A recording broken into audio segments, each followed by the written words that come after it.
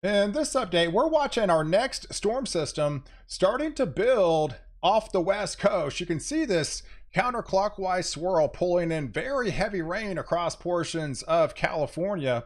Over the top, we've got a little bit of a dry slot pulling in across portions of the Pacific Northwest.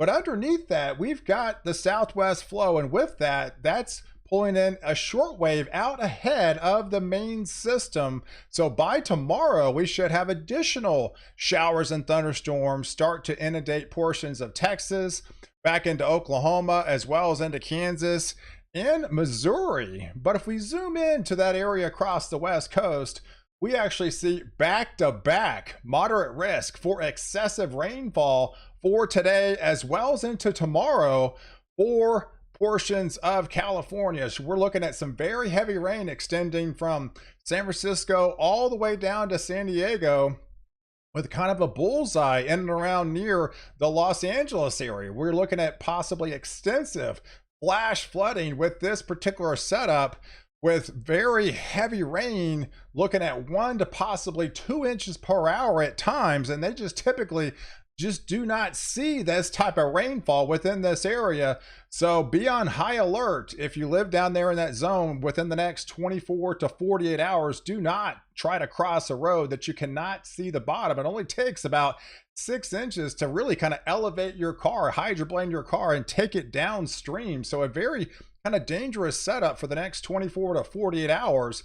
If we zoom out and kind of give you an overall big picture where all the rain's going to be for those next 48 hours, we can see the short wave, and mainly this is going to be across portions of Texas into tomorrow night and early Friday morning back into Oklahoma, well as what sporadic amounts into Missouri as well as into Kansas. But yes, the main system, the very heavy rain off the west coast with a bullseye just kind of north of the Los Angeles area, yes, they could easily pick up 4 to 6 inches, and some isolated amounts even higher than that. So if you are new to the channel and like detailed weather breakdowns, hit the subscribe button and you're in. You get all my daily content on my channel, and I would love to reach 225,000 followers by the end of the year. And you can see I'm almost there, folks. You can help me get there by subscribe to the channel and following all my daily content. So let's really zoom in after Friday. So heading into Friday night, there is that upper level low. You can see where it is. I mean, it's still pulling a little bit further south, and the further it digs southward, the more moisture it's going to be able to tap into from the Pacific.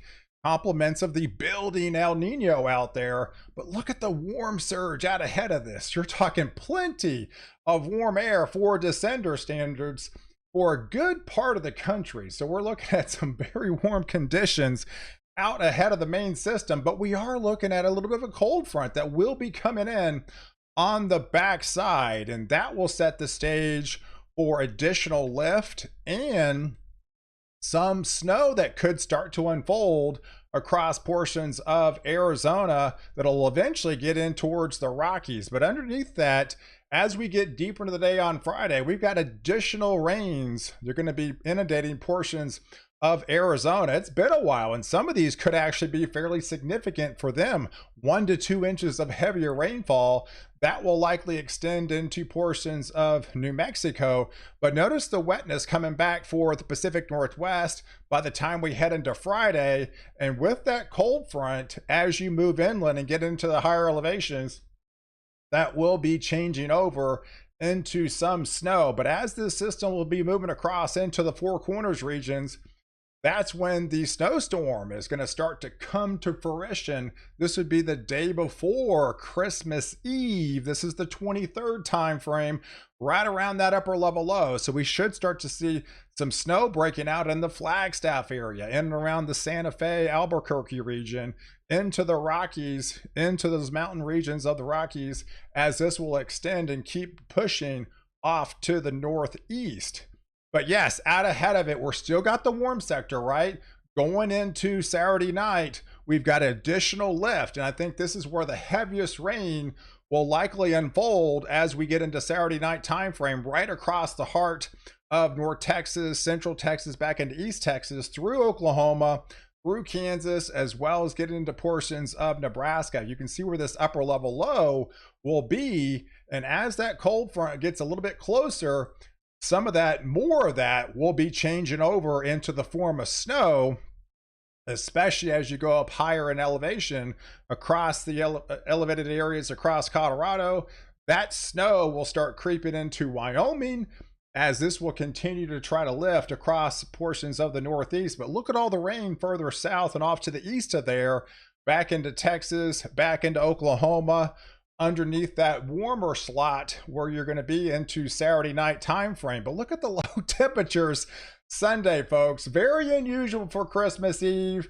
These are actually low temperatures. So you're talking upper 50s, mid 50s. Those are typically, those are actually a little bit higher than what you would normally see for a high temperature this time of year. So it's going to be definitely a warm Christmas Eve coming up for a good part of the country, besides across the portions of the Rockies where they are going to be experiencing some of that changeover to snow. And in the warm sector, heading into going into that Christmas Eve timeframe Sunday night, then that's where we're going to see some of the heavier rain start to unfold across portions of East Texas, as well as into Louisiana, back into the Arkansas region.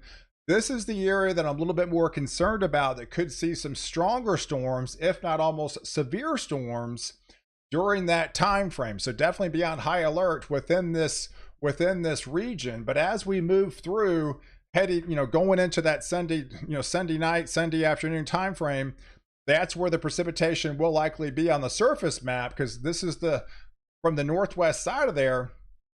That's where the snow is going to be. So that's your cold side of the storm, where it could physically be snowing on Christmas Eve time frame into South Dakota, into portions of Wyoming here, right north of that upper level low. But look with the cold front. We do have some colder air going to be coming in on the backside. So this is Christmas Day. So it's going to be a dramatic flip from what you've seen for Christmas Eve to Christmas Day. So now areas that you had lows in Oklahoma for 55, these are afternoon temperatures on Christmas Day in Oklahoma. We're talking 44 degrees for afternoon temperatures, 52 degrees for the Dallas-Fort Worth area. So that's going to be a dramatic change from what you've seen from, Christmas Eve to Christmas Day time frame. But look where the warm sector still is, and where the warm sector is, that's where more or less the heavier rainfall will be on Christmas Day, mainly highlighted over Mississippi, especially back into the Georgia region, into western portions of Tennessee, western Kentucky, into Missouri, into Illinois by then.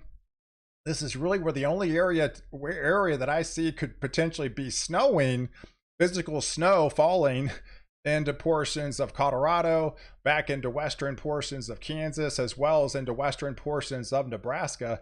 That would be on actual Christmas Day time frame. So as far as the precipitation, where that's going to fall on Christmas Day, this is what we're looking at. So that cold front should be past Texas. So I'm not looking for any rain for you guys. It's more or less into Oklahoma. Where the rain's going to be is where the warm sector will be, into Mississippi, into Georgia, into the South Carolina region, up into Kentucky, through West Virginia, back into Ohio, swinging over Indiana, as well as in Illinois, and that will swing up into portions of Wisconsin. Some of this, could be mixed in with some snow, and that's where the snow is going to be on Christmas Day. Not much, right? This is where physical snow could actually fall, is across where that upper level low will be at the time, across portions of western Kansas and portions of Nebraska. And then here's where snow could be actually on the ground. So this is where your white Christmas will be. Not much, folks. This is pretty sad. It's almost the lowest we've seen in probably decades, and I'm not even exaggerating, because look at this. Look at these areas across the northeast and up the upper Great Lakes, where you typically get snow like every single year, at least snow on the ground. With all that warm air and all the rain lately, that's all melted. So there's not much of a lick of snow on the ground anywhere across these regions. The only snow really is in the higher elevation. So what normally would be about 35% of the country seeing a white Christmas, you probably have less than 20% this year. There's just not much snow on the ground, but there could be some snow coming after Christmas, right? So this is leading going into the day after Christmas. We're going to have that another heavier rain swath coming back for a good part of the East Coast. Remember, you just got inundated with some very heavy rain with that last storm. By the time we go into that Wednesday time frame, we'll be back into that heavier rain swath all up the East Coast, and this will continue up the East Coast where they really don't need it, right? In places like in the Maine, you don't need any more rain. Unfortunately, by then, you will get more by the time we head into that Wednesday, Thursday time frame. But we are going to have a little bit of a colder air in the backside. Remember last storm, we had some backside lake effect type snow. We'll have even additional colder air associated with this one. We should have additional lift and even, maybe a little bit higher amounts with this backside snow set up across portions of Wisconsin, getting into Indiana. That will bleed into Ohio, getting into portions of Western PA, as we get into, say, next Thursday time frame. And then next Thursday time frame, we'll be looking out west again. Right, so we're going into a very active pattern. This is El Nino now, and we're getting these storm systems one after another. This will be our next one, impacting from the Aleutian Islands, going back into the Pacific Northwest, pulling additional moisture again back into Northern California. But we are going to have some colder air by Christmas week. So once we hit Christmas time frame, we have that cold front coming through the middle of the country. That will slide eastward. Then the days after Christmas, for your Christmas week, going into next week, we are going to see colder anomalies starting to build across the south. And what's going to happen is, as we get deeper into December, for the end of the week, for next week, going into those first couple of days of January, the ridge is going to be slowly retreating further north. And the further north it gets, once you start getting these height anomalies up over the top over Alaska, that's going to allow that colder air to kind of pool underneath. So it's going to start from the south into the southeast, and eventually those colder anomalies will build as we end December and going into those first couple of days of January.